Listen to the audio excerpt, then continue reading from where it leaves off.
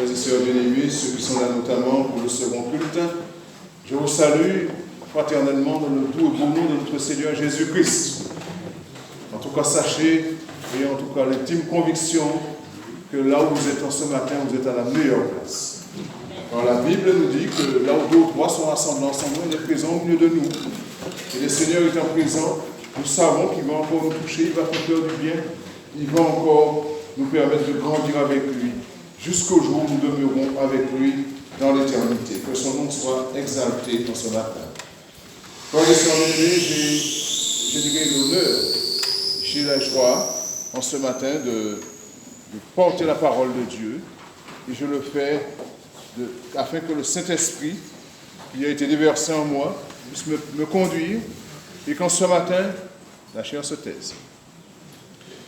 Frères et sœurs, c'est vrai que voilà déjà 18 mois, je dirais, quand nous allumons la télévision, quand nous allumons la radio, et même les médias, la presse écrite, tout ce que nous avons comme outil, je dirais, pour nous informer, il n'y a pas grand-chose qui a changé depuis 18 mois. Il y a des noms qu'on entend, toujours les mêmes rituels. Covid, confinement, déconfinement, couvre-feu, et par la suite, merci.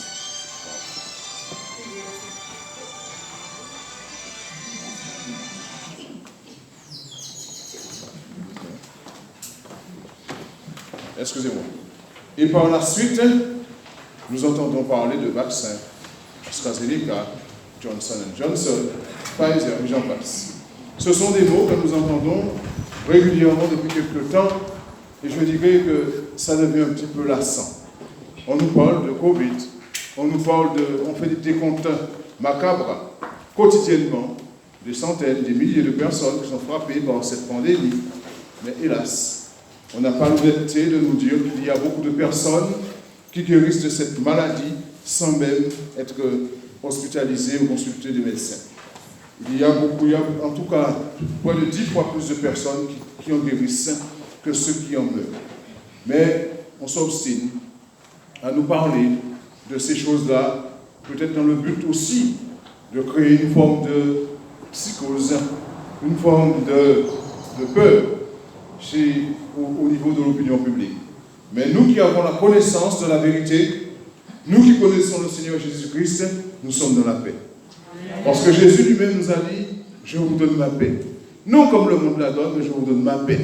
Et c'est une paix qui surpasse toute intelligence. Car nous savons celui en qui nous croyons, tout ce qui se passe aujourd'hui, il nous avait déjà prévenu.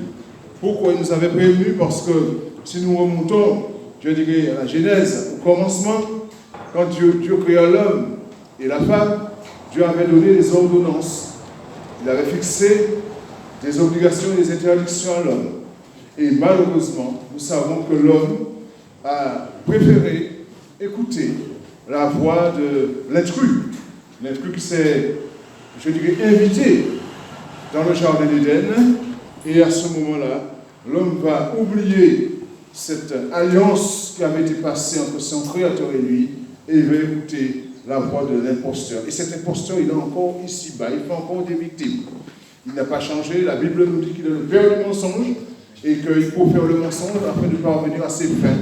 Et le diable, notre adversaire, n'a pas changé. Il use toutes sortes de stratégies pour détourner les hommes de la vérité, afin que les hommes soient dans la perdition comme lui-même. Quand Jésus pouvait dire, le prince de ce monde, il est déjà jugé. Donc, à nous de veiller et de prendre garde et de nous souvenir du jour que le Seigneur nous a touchés. Le jour que nous l'avons rencontré, il nous a guéris, il nous a relevés. Et la Bible nous dit qu'il nous a fait asseoir dans les lieux célestes en Jésus-Christ.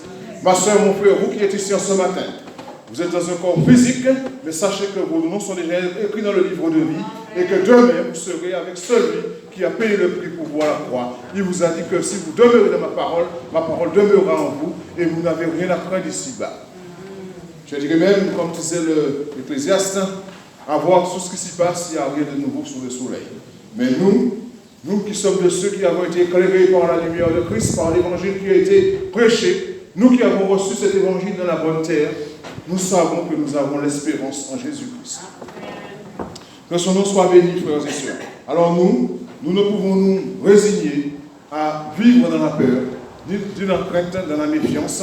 Nous savons qu'il faut que ces choses-là se fassent. Jésus nous avait prévenu. Frères et sœurs, ce matin, j'ai un cœur de vous parler d'un mal qui fait beaucoup plus de victimes que le Covid-19. Ce mal qui est arrivé dans le monde à cause de la désobéissance d'un seul homme. Ce mal, c'est le péché. Et malheureusement, et c'est un constat que je ne vise personne en particulier, ce mal continue à gangréner les églises. Nous avons encore des problèmes de péché à résoudre dans les églises. Et cela empêche à l'église de progresser sur le plan spirituel. Car le péché, c'est le fait de manquer, de rater le but, de passer à côté. Le péché, c'est tout simplement la transgression de la loi. Et nous savons que le diable, notre adversaire, il transgresse la loi. Il est le père du mensonge, il transgresse la loi de Dieu. Et malheureusement, il arrive à leurrer, à tromper des millions et des millions d'hommes. Et c'est vrai que quand nous regardons bien en dépit des mises en garde de l'Éternel à l'homme, dans Genèse au chapitre 2, versets 16 à 17, l'Éternel a dit à l'homme, tu pourras manger de tous les fruits du jardin, mais l'arbre, la connaissance du bien et du mal, tu ne toucheras point. Malheureusement, la suite nous le connaissons, puisque la femme qui s'est laissée séduite a dit que j'avais vu qu'il était bon à manger et en consomma, et il emmena à son mari. Il a, à ce moment-là, il mit une séparation entre Dieu lui-même et l'homme.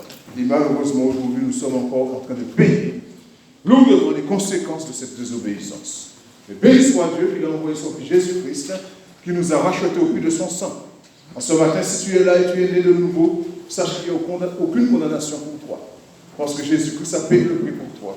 Et c'est ce que nous dit l'apôtre Paul d'ailleurs, sans le plus Romain, au chapitre 8, il n'y a aucune condamnation pour ceux qui sont en Jésus-Christ. Les choses anciennes sont passées. Voici, toutes choses sont nouvelles, et c'est Jésus, à travers son sacrifice expiatoire à la croix, qui a payé ce prix pour nous. Ce n'est ni un prix d'or, ni un prix d'argent, mais c'est son sang qui a coulé, qui nous a lavé, qui nous a purifié, qui nous a sanctifiés. Que son nom soit béni. Et c'est vrai que quand nous regardons, frères et sœurs, ce qui s'y passe, nous avons la connaissance, nous avons l'intelligence, car Dieu nous a ouvert les yeux spirituels.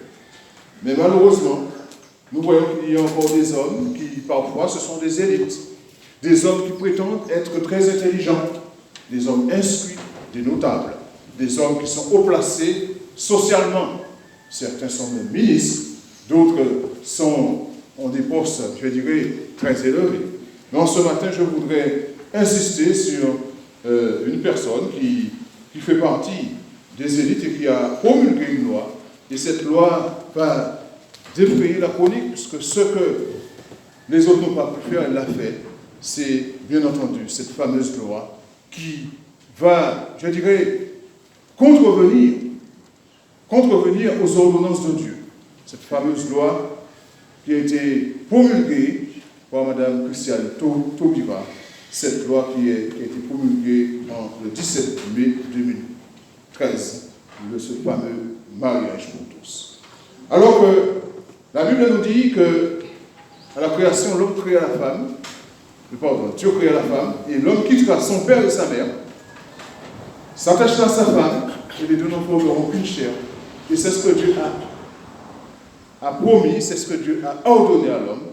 Mais malheureusement, Mme Taubira va passer outre, puisqu'elle va contre vents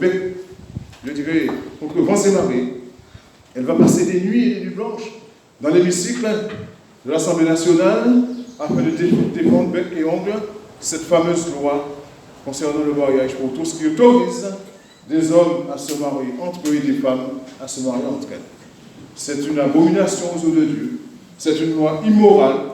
C'est une loi qui est là, une sorte de défiance pour Dieu. Mais cela ne restera pas sans conséquence. Cela ne restera pas impuni.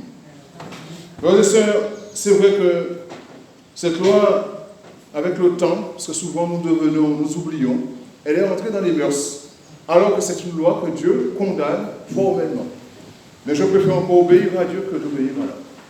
Et c'est pour cela que cette loi qui est une abomination, quand nous voyons ce que Dieu lui-même a dit concernant les commandements qu'il a clairement dit, concernant l'homosexualité. Et c'est vrai que je voudrais souhaiter que, parce que tu affiches Lévitique chapitre 18, Lévitique au chapitre 18, verset 22, les choses sont claires concernant l'homosexualité. Ce que l'Éternel nous dit, et il nous a donné des ordonnances que nous devons respecter scrupuleusement. Qu'est-il écrit?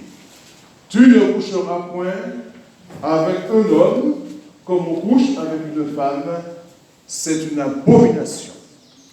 Le mot abomination, ça veut dire que c'est un mot qui est déjà utilisé dans la Bible pour les personnes qui pratiquent la sorcellerie, la magie, le spiritisme. Et là, le fait de coucher avec deux hommes, deux personnes du même sexe, c'est une abomination, nous dit l'Éternel. Et c'est vrai que ces personnes ont promulgué ces lois. C'est vrai, à l'époque, la gauche était majoritaire à l'Assemblée nationale. Ils ont fait passer une loi immorale, mais comme je l'ai dit, cette loi qui a été promulguée, cela ne restera pas sans conséquence et sans une réponse de la part de l'Éternel. C'est vrai que depuis des années, maintenant, je dirais que des personnes sont en train de se plaindre, de broncher, de s'ouvrir. Il y a de la douleur, mais malheureusement, je voudrais dire, à cause de cette désobéissance, je ne voudrais pas être pessimiste pour l'avenir, ni fataliste, ni catastrophiste, mais je peux dire que c'est le commencement des douleurs, parce que l'homme est passé outre un commandement divin, ce que Dieu nous a donné, et que nous, comme ordonnance, comme instruction, et nous voyons que l'homme n'en a pas tenu compte, et l'homme pense que cela restera sans conséquence pour lui. Mais il se trompe. Il se trompe parce que quand nous prenons le psaume 94, et je commencerai par le verset 8, le psaume 94, si tu peux, qu'est-il dit? Prenez-y garde, homme stupide, insensé, quand serez-vous sage? Celui qui a planté l'oreille, n'entendrait-il pas? Celui qui a formé l'œil, ne verrait-il pas? Et ce passage nous intéresse. Celui qui châtie les nations, ne punirait-il point? Lui qui donne à l'homme l'intelligence. Dieu connaît, l'Éternel connaît les pensées de l'homme, il sait qu'elles sont vaines. Je m'arrêterai là. Mais bien sûr que l'Éternel, cela ne restera pas sans conséquence.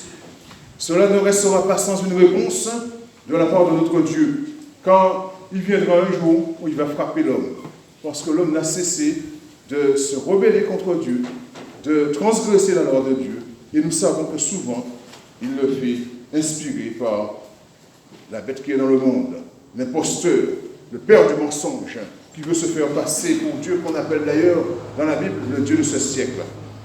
Et nous pouvons voir dans 2 Corinthiens, au chapitre 4, verset 3 à 4, les incrédules dont le Dieu de ce siècle a aveuglé l'intelligence, afin qu'ils ne vissent pas briller la splendeur de l'évangile de Christ. Voilà le fait d'aveugler l'intelligence de quelqu'un, de rendre cette personne, je dirais, vulnérable, sous influence. C'est cela qui fait l'adversaire qui est dans le monde. Et nous qui sommes là, nous pensons que on va continuer à vivre pieusement, tranquillement, sans que Dieu puisse riposter. Et je vais demander à Déborah d'afficher Galates au chapitre 6, Galates 6, verset 7. Et c'est ce que dit l'apôtre Paul à tous ceux qui ont tendance à se moquer des ordonnances de Dieu. Il est écrit, ne vous y trompez pas. On ne se moque pas de Dieu. Ce qu'un homme aura semé, il le moissonnera aussi. Celui qui sème pour sa chair moissonnera de la chair la corruption. Mais celui qui sème pour l'esprit, moissonnera de l'esprit la vie éternelle. Voilà ce qui est écrit. Donc, c'est en notre introduction pour vous dire qu'il y a des lois qui sont promulguées, des lois qui sont immorales, des lois abominables, et personne ne va en parler. Et disons que nous avons tendance avec le temps à oublier. Mais si cette pandémie par laquelle nous passons, c'était tout simplement une réponse de l'Éternel. Si cette pandémie dans laquelle nous sommes aujourd'hui confrontés, toutes les nations, c'était Dieu qui rappela à l'homme qu'il est l'éternel Dieu et qu'il peut aussi frapper. Parce que quand nous voyons de peste, certains diront que le Covid-19, c'est une sorte de peste des temps modernes. Soit. Mais dans l'Antiquité aussi, il y avait des pestes. Au Moyen-Âge, il y avait des pestes. La peste frappait. Et Dieu, l'Éternel même, a frappé l'Égypte. Quand le peuple d'Israël est en captivité sous le joug de Pharaon en Égypte, Dieu a frappé l'Égypte. Et ce que nous voyons aujourd'hui, je serais même contraint de dire que c'est bien pire. C'est bien pire que Sodome et Gomorrhe. Et nous pensons que Dieu va rester dans l'inaction. Dieu va rester indifférent à la cruauté de l'homme. Non, Dieu va agir. Et il va agir, et ça va être terrible pour les hommes qui se rebellent contre Dieu. Mais il nous a dit que nous qui sommes son peuple, il nous gardera jusqu'à la fin, si nous gardons sa parole. Il nous a fait cette promesse. Alors si nous gardons sa parole, quand bien même viendra le jour de la tentation, quand la tentation elle vient, elle est déjà là, je dirais, le Seigneur nous gardera parce qu'au jour de cette tentation, il nous a dit, puisque tu as gardé la parole, je te garderai aussi. Et ce passage, nous l'avons dans Apocalypse. Dieu n'a pas changé. Cette feu dévorant, frères et sœurs, faisons attention. Parce que Dieu ne va pas laisser les hommes fouler au pied sa parole, encore moins profaner le sang de Christ qui a été versé pour le salut de toute l'humanité. Dieu ne laissera pas cela impuni. Voilà ce qu'en introduction, j'ai voulu vous montrer et démontrer que l'homme lui-même, parfois, a tendance à creuser sa propre fosse. Et c'est ce que nous voyons encore. Ces hommes qui prétendent être instruits, intelligents. J'ose bien croire que Mme Taubira a déjà pris une Bible, a lu la parole de Dieu. Mais nous constatons que ce qui est fait, c'est en contradiction majeure, contrevenir les ordonnances qui ont été prescrites par Dieu. Et cela ne pourra rester sans réponse. C'est mon point de vue, en décortiquant la parole de Dieu, c'est l'analyse que j'en fais. Et en ce matin, je vais insister sur le péché. C'est un mal qui frappe encore malheureusement les membres de l'Église de Jésus-Christ. En ce matin, as-tu réglé ce problème de péché, ma soeur, mon frère? As-tu compris que tu es mort à toi-même et tu es devenu une nouvelle créature? Les choses anciennes sont passées, mais à condition que tu changes ta vie. Et ce changement doit être vu par tous. Si tu vis comme autrefois, comme auparavant, ça veut dire que tu es toujours resté là, le vieil homme n'est pas encore enseveli. Tu dois prendre une résolution ce matin avec le péché. Tu dois régler ce problème parce que ça t'empêche d'avoir le salut. Ça te prive, je dirais, du bonheur. Et le vrai bonheur est en Jésus-Christ. Frères et sœurs bien-aimés, c'est vrai que quand nous prenons certains passages de la Bible, nous voyons bien qu'il y a un péché qui est très fréquent chez nous. C'est cette convoitise. Convoitise pourquoi? Car nous avons les yeux. C'est vrai que ce sont les organes qui sont vitaux pour nous permettre de voir, de nous situer dans l'espace, dans le temps. Mais souvent, ces yeux-là sont pour nous des occasions de chute. D'ailleurs, le Seigneur Jésus-Christ, dans Matthieu chapitre 6, verset 29 à 30, dans la parabole, il va dire, si ton œil droit est pour toi une occasion de chute, arrache-le et jette-le loin de toi. Car il est avantageux pour toi que tu rentres dans le pays que l'Éternel t'a promis, dans le paradis, avec un œil de moins, un membre de moins, et que tu ne rentres pas tout ton corps dans le feu qui ne s'éteint point, la géhenne. Alors, concernant la convoitise, c'est aussi un des commandements. La convoitise pose des problèmes à beaucoup de chrétiens, encore aujourd'hui. Pour ça, nous devons mener un combat. Parfois, ce combat doit être mené contre nous-mêmes. Souvent, c'est vrai que nous avons la faculté, l'habitude de dire le diable a fait, mais parfois le problème c'est nous-mêmes. Nous n'arrivons pas à maîtriser tous nos organes. La convoitise, c'est le fait d'avoir un désir profond et de souhaiter obtenir ce que les autres ils ont. Et concernant la convoitise, je voudrais souhaiter quand même qu'on puisse s'attarder sur ce péché. La convoitise, c'est un mal latent. Et d'ailleurs, nous allons prendre un passage de la Bible concernant la convoitise et le péché. Nous allons prendre 1 Jean au chapitre 3. 1 Jean au chapitre 3, versets 4 à 10. 1 Jean au chapitre 3, versets 4 à 10. Pour voir que ce qui est dit concernant la convoitise et le péché. Quiconque pêche, transgresse la loi, et le péché est la transgression de la loi. Or, vous le savez, Jésus a paru pour ôter les péchés, et il n'y a point en lui de péché. Quiconque demeure en lui ne pêche point. Quiconque pêche ne l'a pas vu, il ne l'a pas connu. Je ne dirais pas des enfants, mes frères et sœurs, que personne ne vous séduise. Celui qui pratique la justice est juste, comme lui-même est juste. Celui qui pêche est du diable, car le diable pêche dès le commencement. Le Fils de Dieu apparu afin de détruire les œuvres du diable. Quiconque est l'élu de Dieu ne porte pas le péché, parce que la semence de Dieu demeure en lui, et il ne peut pécher parce qu'il est né de Dieu. C'est par là que se font reconnaître les enfants de Dieu et les enfants du diable. Quiconque ne pratique pas la justice n'est pas de Dieu non plus, que celui qui n'aime pas son frère. Je m'arrêterai là. Frères et sœurs, vous avez vu que ce sont des mots qui sont difficiles, mais ce sont des mots d'actualité. Nous ne pouvons pas, en ce matin, prétendre être des enfants de Dieu et que nous vivions dans le péché, nous vivions de manière, je dirais, déréglée, de manière désordonnée, et dire que nous sommes de Dieu. Si nous sommes de Dieu, nous devons bannir le péché dans notre vie. Si nous sommes de Dieu, nous devons prendre de manière radicale une décision afin que nous puissions marcher dans la sanctification. Frères et sœurs bien-aimés, il est dit que celui qui pêche n'est pas de Dieu. Il est du diable, et le diable, dès le commencement, transgresse la loi. Alors ce matin, c'est toi qui vas faire ton examen de conscience afin de savoir de quel bord es-tu. Es-tu de Dieu ou es-tu du diable? J'ose bien croire que nous sommes de Dieu et que c'est Dieu qui nous a sauvés et qu'il a crucifié le péché dans la chair. En envoyant son propre Fils à la croix mourir pour nous, j'ose bien croire en ce matin que tu te souviens en ce matin que Jésus a donné sa vie à la croix pour toi, pour moi, pour nous, frères et sœurs bien-aimés. Et que nous devons prendre une résolution concernant ce mal qu'on appelle le péché. Frères et sœurs bien-aimés, il y a encore des possibilités afin de résister à ce mal récurrent. Un mal qui fait tant de désastres, tant de dégâts dans les foyers, dans les cœurs, dans la vie de tout un chacun. Frères et sœurs, nous devons prendre de manière radicale cette décision, cette résolution qui consiste à bannir le péché de notre vie.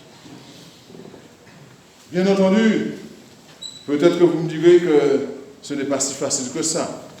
C'est un combat que nous devons mener quotidiennement. Ce combat, nous devons le mener et ne surtout pas nous lasser. Parce que nous savons que notre Seigneur Jésus-Christ, il nous a parlé de la tentation. La tentation lui-même, il l'a subi et il a vécu la tentation en envoyant l'ennemi dans les cordes, en lui disant, il est écrit. Ce qui est écrit ici, nous ne devons pas nous borner à l'écouter ou à le lire, nous devons le mettre en pratique. Ce sont des conditions sine qua non.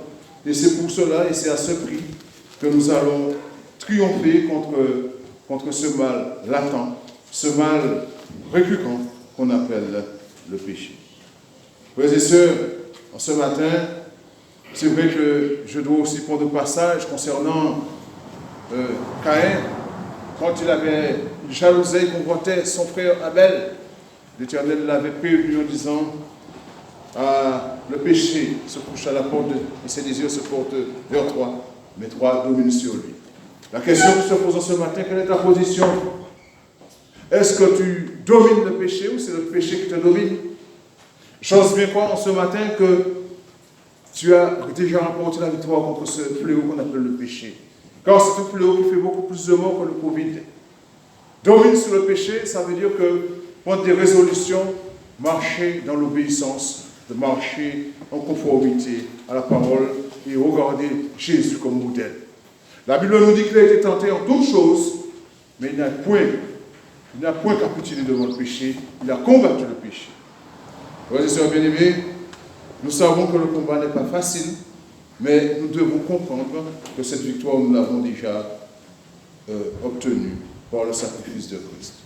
Et d'ailleurs, dans Jacques, au chapitre 1er, versets 12 à 15, Jacques, au chapitre 1er, versets 12 à 15, voilà ce qui est dit avant de passer à la conclusion concernant le péché.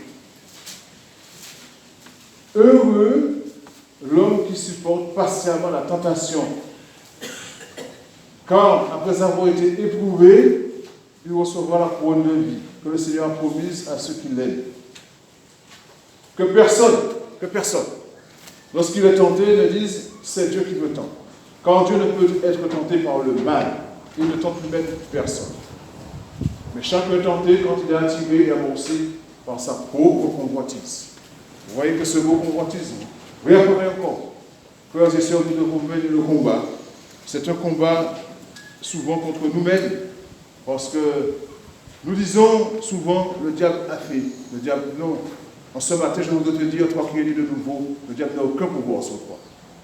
Parce que Jésus-Christ nous a donné tout au contraire le pouvoir de marcher sur lui, sur les scorpions et sur les serpents. Mais Dieu nous dit cependant de prendre toutes les armes de Dieu, et c'est mentionné dans Éphésiens chapitre 6, verset 10, afin de pouvoir résister, tenir ferme après avoir tout surmonté. Et enfin, frères et sœurs, puisque l'heure est venue, je dois conclure ce message concernant le péché qui nous enveloppe si facilement. Hébreux, au chapitre 10, versets 26 à 31. Hébreux, chapitre 10, versets 26 à 31. Qu'est-il dit ? Car, si nous péchons volontairement après avoir reçu la connaissance de la vérité, il ne reste plus de sacrifice pour le péché, mais une attente terrible du jugement et la ardeur de feu qui dévorera les rebelles. Celui qui a violé la loi de Moïse meurt sans miséricorde, sur la déposition de 2 ou 3 témoins. De quel pire châtiment pensez-vous que sera jugé digne celui qui aura foulé au pied le Fils de Dieu, qui aura tenu pour profane le sang de l'alliance par lequel il a été sanctifié, qui aura outragé l'esprit de la grâce. Car nous connaissons celui qui a dit « À moi la vengeance, à moi la rétribution, et encore, le Seigneur jugera son peuple. » Et je termine, c'est une chose terrible que de tomber entre les mains du Dieu vivant. C'est une chose terrible que de tomber entre les mains du Dieu vivant. Voilà ce que le Seigneur dit à ceux qui ont connu, qui ont la connaissance de la vérité et qui, malgré cela, s'obstinent à cultiver le péché, à demeurer dans le péché, à demeurer dans des choses qui sont prohibées, interdites par l'Éternel notre Dieu. Frères et sœurs, faisons attention, parce que c'est vrai que nous ne cessons de le dire, c'est un Dieu d'amour et de miséricorde, mais c'est un Dieu qui châtie aussi. Et quand il châtie, je peux vous garantir que la main de l'Éternel, quand elle vous purge, ça fait très très mal. Alors faisons très attention.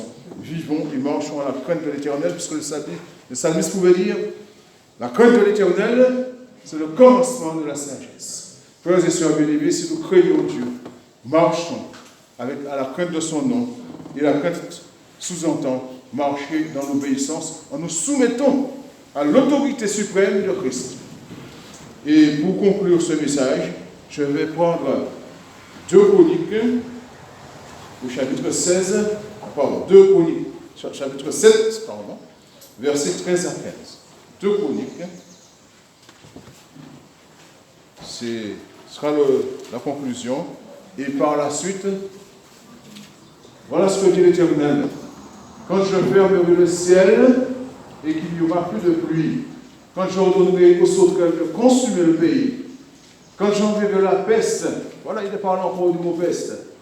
Voilà, si mon peuple, sur qui est évoqué mon nom, s'humilie, prie et cherche ma face, et s'il se détourne de ses mauvaises voies, je l'exaucerai des cieux. Je lui pardonnerai son péché et je guérirai son pays. Là encore, frères et sœurs, vous avez vu qu'il y a des conditions afin d'obtenir miséricorde, L'Éternel nous dit qu'il est capable encore aujourd'hui de guérir notre pays. Il nous a dit, il va nous pardonner nos péchés, mais il nous demande de nous humilier, de prier, de chercher sa face, de nous détourner de nos mauvaises voies. Et c'est à ce prix que justement nous obtiendrons la grâce de Dieu. Car le Seigneur nous dit que les portes de la grâce sont encore ouvertes, frères et sœurs. Mais pour encore combien de temps? Alors quelle est ta position ce matin? Est-ce qu'il y a un péché qui te retient encore captif?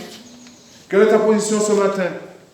Est-ce qu'il y a, je dirais, des liens qui sont là, peut-être des liens ancestraux, qui t'empêchent de te défaire de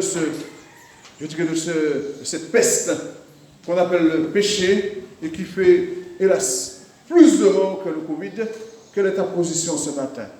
Alors c'est pour cela que ma conclusion se terminera par une phrase sur les ailes de la foi, et je invite mes frères et sœurs bien-aimés à s'approcher.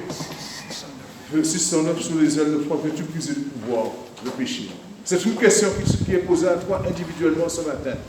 Veux-tu briser du pouvoir le péché? Car le péché, c'est un frein, c'est la transgression de la loi. Et le péché, c'est une manière d'être disqualifié. Si tu es dans un péché aujourd'hui, et tu viens, c'est vrai que nous qui sommes ici, nous ne connaissons pas ta vie, mais Dieu connaît toute ta vie. Alors prends garde, c'est une mise en garde, tu dois prendre une résolution ce matin, avec la problématique du péché. Car c'est ce qui va t'empêcher d'entrer dans les lieux saints. C'est ce qui va te priver du salut. Alors ce matin, veux-tu briser du péché et du pouvoir, le péché, à méditer? Et c'est toi qui vas savoir quelle est ta position ce matin. Alors je vous invite à vous lever pour ceux qui le peuvent. Et nous allons chanter, frères et sœurs bien-aimés, ce cantique, veux-tu briser du péché, le pouvoir.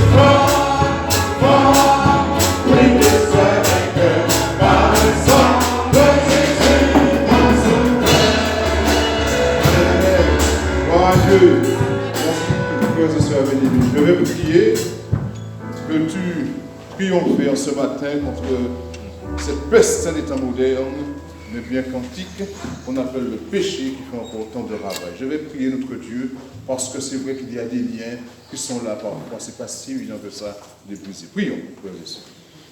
Père, nous sommes devant toi ce matin. Merci pour ta grâce. Et c'est au nom de ton Fils Jésus-Christ que nous nous approchons de toi. Il est venu, il a vaincu le péché. Et nous savons que nous devons nous aussi prendre une résolution contre le péché, car tu veux que nous soyons sanctifiés, que tu veux que nous soyons purs devant toi. Seigneur, nous savons que nous avons un combat à mener ici-bas. Mais nous savons aussi que nous avons des efforts à faire afin de dominer. Tu nous as dit de dominer sur le péché. Seigneur, aide-nous en ce matin. Tu connais les cœurs de tout un chacun. Aide-nous à renverser les forteresses, à briser cette pandémie qu'on appelle le péché qui nous empêche de voir ta gloire. Seigneur, je te prie personnellement pour tous ceux qui sont ce matin découragés, ceux qui trouvent le chemin difficile, ceux qui ont le cœur brisé, ceux qui sont découragés. Seigneur, manifeste ta gloire et renouvelle-nous ce matin. Et que cette parole qui a été prêchée en ton nom, qu'elle puisse rester demeurée, que nous puissions méditer sur cette parole, afin d'être agréable à toi. Seigneur, nous te disons gloire, honneur, puissance, louange à toi, dans le nom de Jésus. Amen. Que le nom du Seigneur soit béni. Merci encore, frères et sœurs bénis. Que le nom du Seigneur soit exalté.